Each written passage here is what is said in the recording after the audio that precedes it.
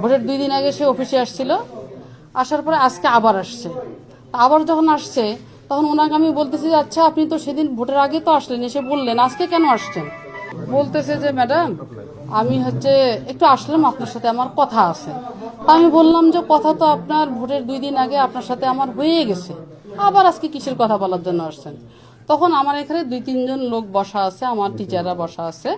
উনি তখন আমাকে একটা মোবাইলে একটা মেসেজ দেখাচ্ছে। মেসেজটা একজন শিক্ষকের জন্য 5 লাখ টাকা আর 3 জন কর্মচারীর জন্য 3 লাখ টাকা, 8 লাখ টাকা এখানে আছে।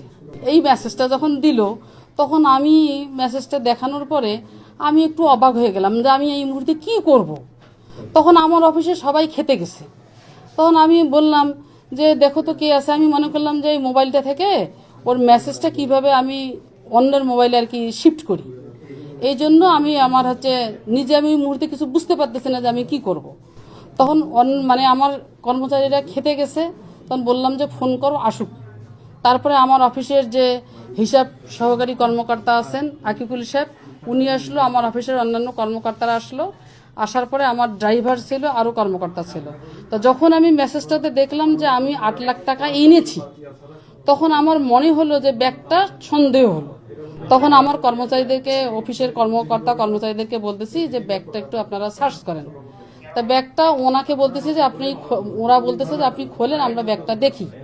ব্যাগটা খুলতে গিয়ে একটা প্যাকেট, সেটা মানুষ গিফট দেয় না, সেই গিফটের মতো। সে প্যাকেটটা খুলতে চাচ্ছে না, বলতেছে যে আমার বাচ্চার জন্য প্যাকেট নিয়ে আসছে, একটা গিফট নিয়ে আসছে। তা আমি তাহলে ব্যাগটাতে অবশ্যই কিছু আছে। তখন আমি বললাম যে ওই কি খেলনার কথা বলতেছে ওইটা একটু তোমরা খোলো। খোলার পরে দেখতেছে যে সব টাকা। তখন আমি আবার তাৎক্ষণিক কমিশনার স্যারকে আগে ফোন করলাম, পুলিশ কমিশনার স্যারকে। কমিশনার স্যার একজনের নাম্বার দিল, আমি ওসিকে ফোন করলাম, উনি আরেকজনের নাম্বার দিল। এইভাবে সবার সাথে একটু যোগাযোগ করে এই যে এনারা এখন আসলো। তারপরে তো এখন আপনারা তো এখন আসছেন। ওনাকে জিজ্ঞাসা করলাম আমি যে উনি আগে নাকি শিক্ষক ছিল, এখন শিক্ষক। আমাকে মেসেজে কোনো বলছে, মেসেজটা ওনার কাছেই আছে। হ্যাঁ, অন করলে বুঝতে পারতেছেন।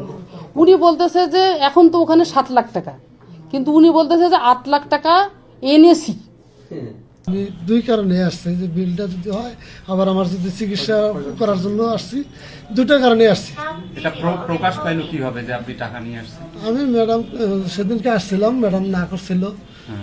আমি ভাবলাম যে যদি কিছু টাকা দিয়ে যদি করা প্রকাশ পাইলো কেমন করে যে আপনি টাকা নিয়ে আসছেন? ওই বললাম উনি একটা মোবাইল নিয়ে আসছে।